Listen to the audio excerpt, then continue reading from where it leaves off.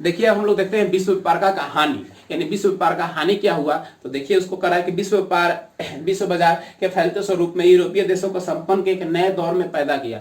यानी कह रहा है कि यूरोप महादेश को तो एक नया दौर दिया कि वहां बहुत संपन्नता आ गई, बहुत तरक्की आ गई, लेकिन इसके पीछे कुछ कड़वा सच भी है जो कि जानना है। कह रहा है कि विश्व बाजार के कारण एशिया और अफ्रीकी औपनिवेशिक और साम्राज्यिक देशों का नए युग का उदय हुआ। यानी एशिया और अफ्रीका में और यूरोप में जो देश किसी अन्य देशों के गुलाम थे, उनका शोषण क्या हो गया, बढ़ा, एक नया युग उत्पन्न हुआ जिसमें पुराने औपनिवेशिक शोषण तीव्र गति से किए गए और औपनिवेशिक ने स्थानीय आत्मनिर्भर अर्थव्यवस्था के आधार पर लघु और कुटीर उद्योग को नष्ट कर दिया।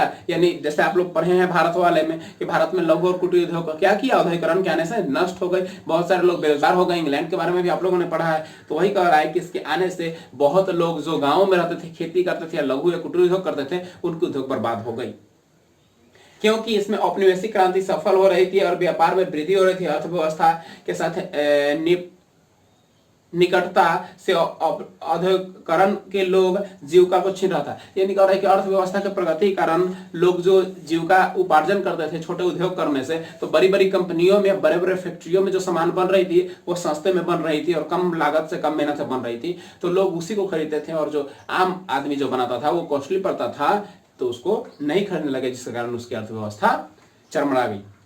प्राचीन काल में भारतीय व्यापार वाणिज्यिक का आधार था। यानी प्राचीन काल का जो था मुख्य रूप से क्या था, वाणिज्यिक का आधार था। 1800 ईस्वी में जहां भारतीय निर्यात सूती कपड़ा 30% था, वहीं कह रहा है कि 1815 में घटकर, यानी मात्र 15 सालों में घटकर 15% हो गया, और 70 में 1870 होते होते 3% हो गया। ठीक विपरीत कह रहा है, कच्चे कपास में भारत में निर्यात 1800 से 1872 तक 5% से बढ़कर 35% हो गया। एक कपास की बिक्री होने लगी, दूसरे देशों में जाने लगी, क्योंकि वहां फैक्ट्रियों में बनते थे कपड़े, लेकिन जो कपास से यहाँ कपड़ा बनाया गया उसका लगातार मांग क्या हो गया, घटता गया।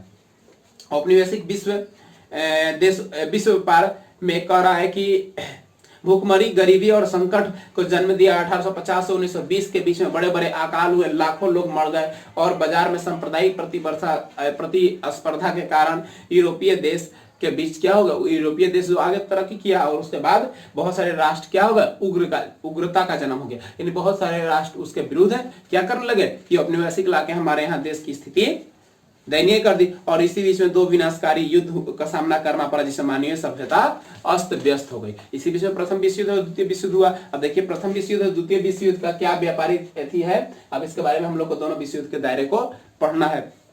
तो कह रहा है कि प्रथम विश्व युद्ध ने यूरोप की अर्थव्यवस्था को बिल्कुल तबाह कर दिया। तत्कालिक विश्व अर्थव्यवस्था नियंत्रण और संचालन में ब्रिटेन का केंद्र भी नष्ट हो गया। यानी ब्रिटेन जो सबका केंद्र था, क्योंकि औपनिवेशिक की शुरुआत तो वहीं हुई थी, तो वो भी क्या हो गया, नष्ट हो गया। यूरोप के अन्य देश भी जैसे जर्मनी, इटली, फ्रांस, ये सब पे भी बहुत ज्यादा प्रभाव हुआ। और ठीक विपरीत संयुक्त राज्य अमेरिका औपनिवेशिक देशों में अर्थशास्त्र में काफी विकसित और फैलाव था, जो कि कपड़ा का मिल, जूट का मिल, खनन का मिल में काफी भारतीय उद्योगपति वहां प्रयास कर रहे थे। टाटा, बिरला, गोदरेज, जमनालाल बजाज इत्यादि का काफी विकास का उपज रही थी। और इस युद्ध के, यानी पहला जो विश्व युद्ध था, उसके समाप्ति के बाद कह रहा है कि संयुक्त राज्य अमेरिका यूरोप के अर्थव्यवस्था में फिर से खड़ा होने का गंभीर प्रयास किया।